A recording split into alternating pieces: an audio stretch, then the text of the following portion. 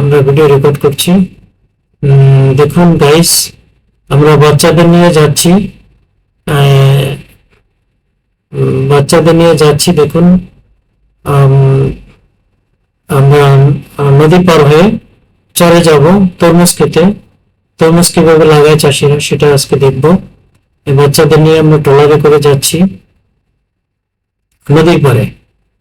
এখানে আমরা দেখব যে কিভাবে তরমুজ রোপণ করা হয় এবং তরমুজের ক্ষেত কেমন হয় এটা আমরা দেখব। তো সেজন্য আমরা এখন যাচ্ছি তরমুজ ক্ষেতের দিকে। তরমুজ ক্ষেতের দৃশ্য আমরা এখন দেখব।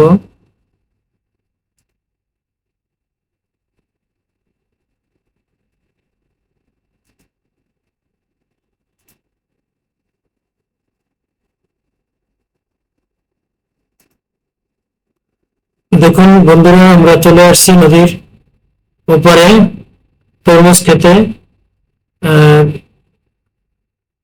দেখুন বাচ্চারা এই যে নদীর পাড়ে নামলো, কারণ বালুর উপরে হাঁটাহাঁটি করতেছে। তারা বালুর উপরে হাঁটাহাঁটি করতেছে এবং তারা খুব উচ্ছ্বাসিত যে তারা এখানে ঘুরতে আসতে পেরেছে। দেখুন বাচ্চারা চলে আসছে। বাচ্চারা এখানে ট্রলারে করে নদী পার হয়ে আমরা যাচ্ছি এখন তরমুজ ক্ষেতের দিকে। সিরাজুল মুনিরা এন্ড সিদরাতুল মুনতাহা, হুমাইরা, ফাতেমা এবং আয়েশা এবং আয়েশার দুই বোন আব্দুল্লাহ, এরা সবাই আজকে আমরা চলে আসছি চরে, যেখানে তরমুজ রোপণ করা হয়। সেই তরমুজ নিজেরাও রোপণ করবে এবং চাষিরা কিভাবে রোপণ করে সেটা দেখব। প্রিয় দর্শক, এই স্থানটি হচ্ছে বাকেরগঞ্জ জেলার ভোলা এবং বাকেরগঞ্জের মধ্যবর্তী একটি জায়গা। প্রাকৃতিক ভাবেই এই চতুর্দিকে নদী বেষ্টিত এই চরটি গড়ে উঠেছে।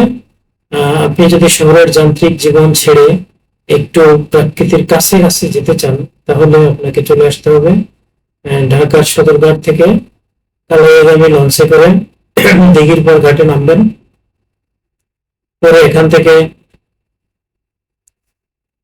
ট্রলারে করে এই চরে আসা যায়। আমরা ট্রলারে করে এসেছি।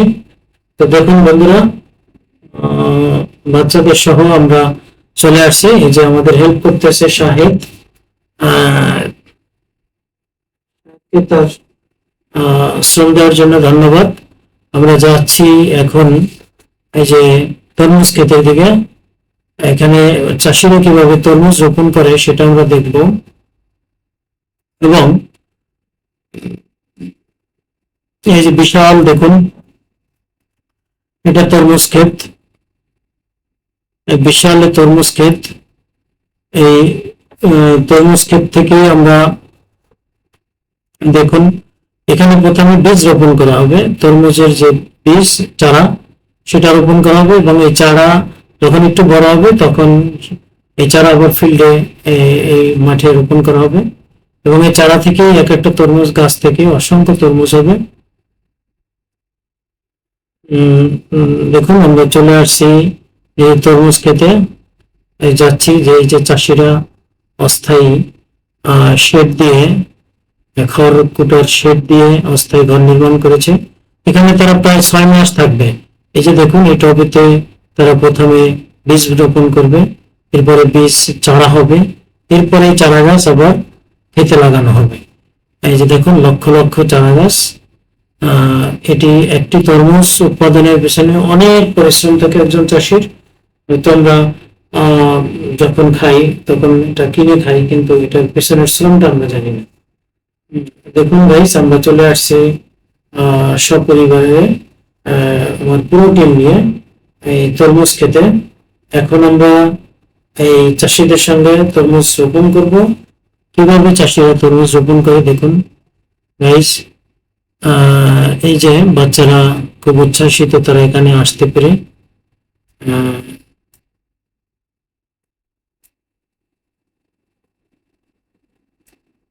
আমরা যাচ্ছি এখন তরমুজ ক্ষেতের দিকে।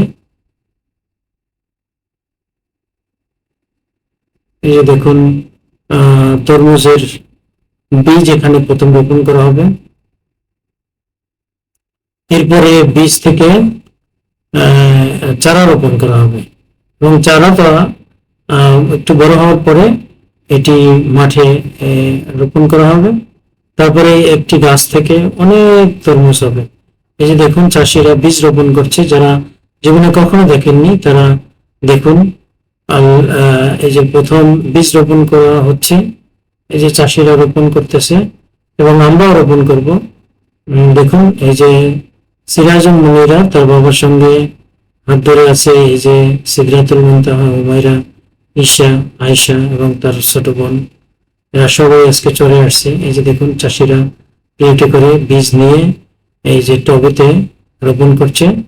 এরপরে এটাকে পানি দিবে, সার দিবে। এরপরে চারা যখন একটু বড় হবে তখন চারা ক্ষেতে রোপণ করা হবে।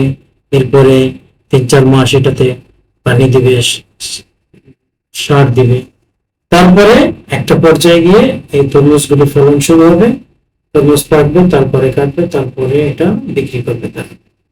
এই যে আমরা এখন চলে আসছি এই যে তরমুজ খেতে। দেখুন একরের পর একর, চোখ যত দূর যায় অত দূর বিস্তৃত এই এলাকায়, এই চরের মধ্যে তরমুজ রোপণ করা হবে। তরমুজ মূলত বেলে মাটিতেই ভালো হয়, যেখানে নদী, ভাটা, জোয়ারের পানি উঠে এবং বালু মিশ্রিত যে নদী,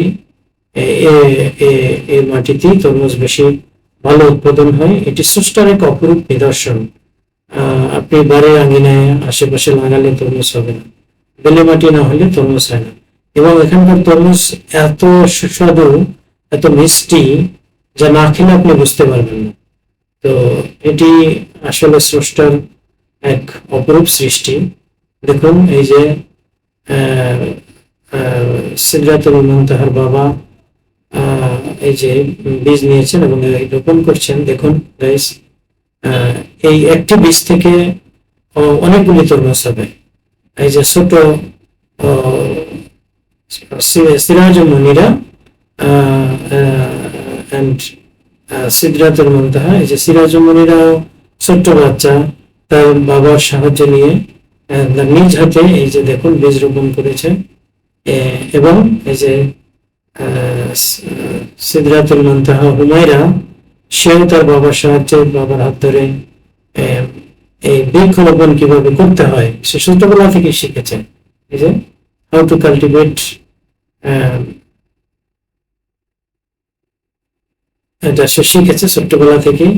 দেখুন সে তারা দুজনই তরমুজের বীজ রোপণ করলো। এই যে তারা প্রাকৃতিক পরিবেশ তৈরিতে সহায়ক ভূমিকা পালন করলো। সিদরাতুল মুনতাহা হুমায়রা সে ঢাকার সিভিল এভিয়েশন স্কুলের ইংলিশ ভার্সনের কেজি ছাত্রী। সে গ্রামে এসেছে তার বাবার সাথে ভ্রমণে, সে চলে আসছে।